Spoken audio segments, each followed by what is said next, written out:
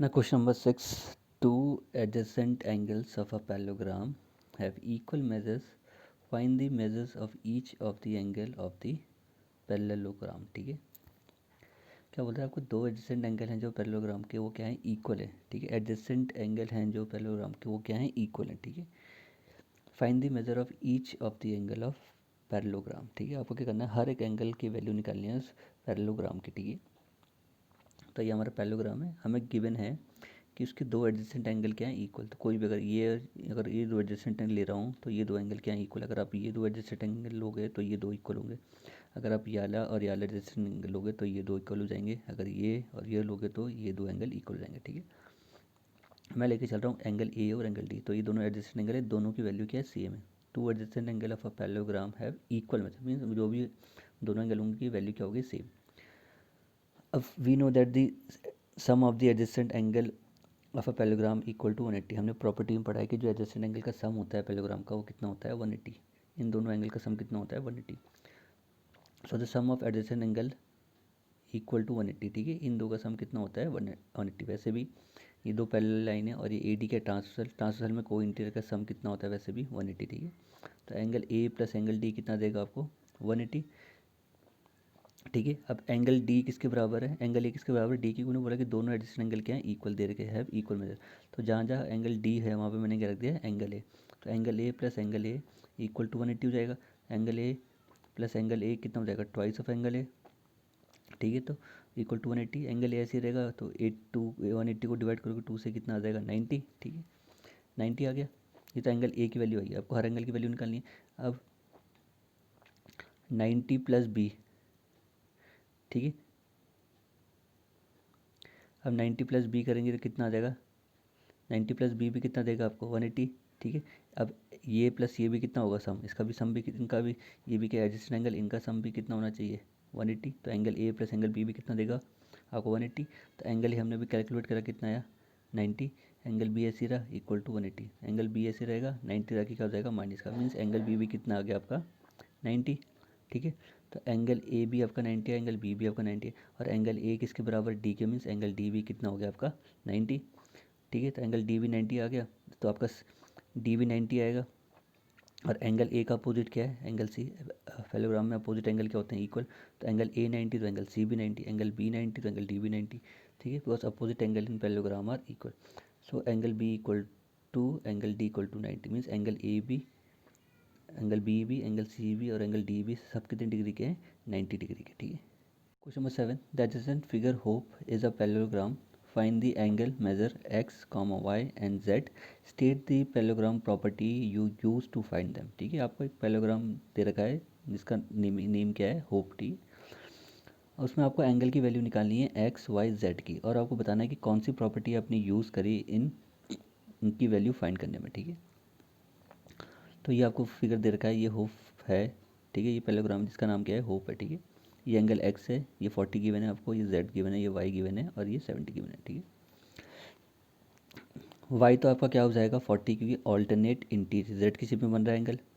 ठीक है, तो वाई कितना आ गया? 40 ऑल्टरनेट इंटीरियर एंगल। जितने भी एंगल जो जेड की शेप में बनते हैं वो सारे क्या होते हैं? Alternate interior angle. तो ये हो गया आपका ऑल्टरनेट इंटीरियर एंगल। ठीक है, तो वाई कितना आ गया? 40। Now we know the exterior angle is equal to the sum of opposite interior angle. हमने पढ़ा है क्लास 7 में कि एक्सटीरियर एंगल होता है क्या है? वो अपोजिट इंटीरियर एंगल के सम के बराबर होता है। तो एक्सटीरियर एंगल हमारा क्या है? 70। तो ये इन दो इंटीरियर अपोजिट एंगल के सम के बराबर होगा, तो मीन्स जेड प्लस वाई कितना देगा आपको? 70। ये एक्सटीरियर बन रहा है क्योंकि ये बाहर बन रहा है, और इतना क्या है? ट्राइंगल दिख रहा है आपको, ये ट्राइंगल के इंटीरियर अपोजिट एंगल के सम के बराबर होता है एक्सटीरियर एंगल। ठीक है, तो Z plus Y equal to कितना हो जाएगा? 70। वाई हमने अभी कैलकुलेट करा कितना? 40। तो वाई की वैल्यू रख देंगे 40। ठीक है, तो जेड प्लस 40 इक्वल टू 70 हो जाएगा। जेड ऐसे रहेगा, 40 जाके क्या हो जाएगा? माइनस का, तो 70 माइनस 40 इक्वल टू कितना आ जाएगा? 30। तो जेड कितना आ गया आपका? 30। ठीक है, अब हमारा क्या बचा है? एक्स निकालना। ठीक है,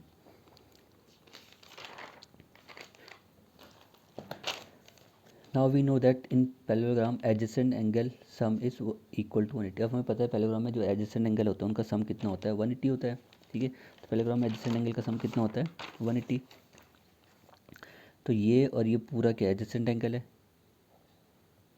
ये और ये क्या एडजेसेंट एंगल है, तो इनका सम कितना देगा 180। तो एक्स और ये 40 प्लस जेड कितना देगा आपको 180, ठीक है। तो एक्स प्लस 40 प्लस जेड इक्वल टू 180 देगा, क्योंकि एडजेसेंट एंगल है दोनों। तो एक्स ऐसे रहा, 40 प्लस जेड कितना कैलकुलेट किया था हमने अभी 30 इक्वल टू 180। ये कितना हो जाएगा 70, 70 जाके क्या हो जाएगा माइनस का, तो एक्स की वैल्यू कितना आ जाएगी 180 माइनस 70। तो 180 माइनस 70 कितना देगा आपको 110।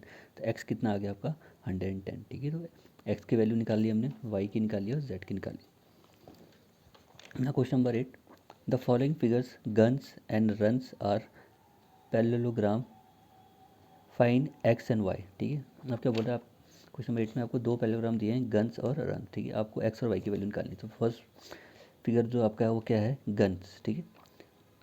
ये आपको 3y-1 दे रखा है, ये आपको 26 दे रखा है, ये 3x दे रखा है, 18 दे रखा है। आपको एक्स और वाई की निकालनी है, ठीक है। ये साइड दे रखी है आपकी पैरेललोग्राम की। इन पैरेललोग्राम गन्स, अब पैरेललोग्राम में अपोजिट साइड्स क्या होती है इक्वल।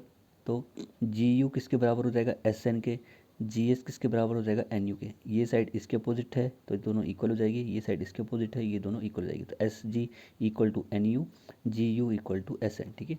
तो G S equal to U N, तो जी एस हमारा कितना है 3x और यू एन कितना है हमारा 18। तो 3x इक्वल टू 18 हो जाएगा, एक्स ऐसे रहेगा 3 से कैंसिल हो जाएगा, 18 कितना 6। तो एक्स कितना आ गया हमारा 6, ठीक है। एक्स 6 आ गया because opposite side of a parallelogram are equal. यहाँ से हमने ये निकाल दी। अब ऐसे ही जी यू भी किसके बराबर होगा एस एन के, क्योंकि ये साइड भी क्या है अपोजिट, तो ये दोनों भी क्या होगी इक्वल। तो अब जी यू इक्वल टू क्या हो जाएगा एस एन, जी यू कितना हमारा 3y-1 equal to S N कितना हमारा 26। तो 3y-1 इक्वल टू 26, 3y-1 रख के क्या हो जाएगा प्लस का, तो 26 प्लस 1 कितना हो जाएगा 27। तो 3y इक्वल टू 27, 3 से कैंसिल हो जाएगा, 27 कितना 9 टाइम्स। तो 3y कितना आ गया आपका, तो y कितना आ जाएगा आपका 9 और x कितना आ गया आपका 6। तो आपको किसकी वैल्यू निकालनी थी x और y की, ठीक है। अब सेकंड पार्ट में आपको जो पैरेललोग्राम है वो आपके क्या है रन्स, ठीक है। तो इस केस में आपको क्या इसके दो डायगोनल दिए हैं, एक डायगोनल आपका एस यू है और एक डायगोनल आपका आर एन है, ठीक है। अब हमें पता है कि इन parallelogram the diagonal bisect each other, parallelogram के डायगोनल क्या करते हैं बाइसेक्ट करते हैं ईच अदर के, मतलब इस डायगोनल ने इसको बाइसेक्ट करा मीन्स ये वाला पार्ट और ये वाला पार्ट क्या हो जाएगा इक्वल, वैसे ही इतना पार्ट और इतना पार्ट भी क्या हो जाएगा इक्वल, ठीक है। ये मिड पॉइंट हो गया। अब जितनी लेंथ इसकी सब इसको मैं ओ मान लेता हूँ, तो जितना एस ओ होगा उतना ही ओ यू होगा, जितना एन ओ होगा उतना ही ओ आर होगा, ठीक है। तो इन parallelogram diagonal bisect each other, तो y+7 किसके बराबर होगा 20 के, क्योंकि जितनी लेंथ इसकी है उतनी लेंथ इसकी होगी। तो y+7 किसके बराबर होगा 20 के, तो y+7 equal to 20। Since diagonal of parallelogram bisect each other, क्योंकि डायगोनल पैरेललोग्राम क्या करते हैं बाइसेक्ट करते हैं ईच अदर को, ठीक है। तो y+7 इक्वल 20, 7 जाके क्या हो जाएगा माइनस का, तो y इक्वल टू 20 माइनस 7 कितना देगा आपको 13 सेंटीमीटर। तो y कितना आ गया आपका 13 सेंटीमीटर, ठीक है। वैसे ही अब ये वाला डायगोनल और इस डायगोनल, ये डायगोनल ये भी क्या करता है बाइसेक्ट करता है, तो ओ आर और एस एन ओ भी क्या होंगे इक्वल, तो ओ एन और ओ आर भी क्या हो जाएंगे इक्वल, ठीक है। तो x plus Y equal to 16 हो जाएगा। y कितना निकाला हमने अभी 13, तो y की वैल्यू हमने यहाँ पर पुट कर दी 13, तो 13 जाके क्या हो जाएगा माइनस, ठीक है। तो 16 माइनस 13 कितना देगा 3, तो x की वैल्यू कितनी आ गई 3। तो x कितना है हमारा 3 और y कितना है हमारा 13, ठीक है।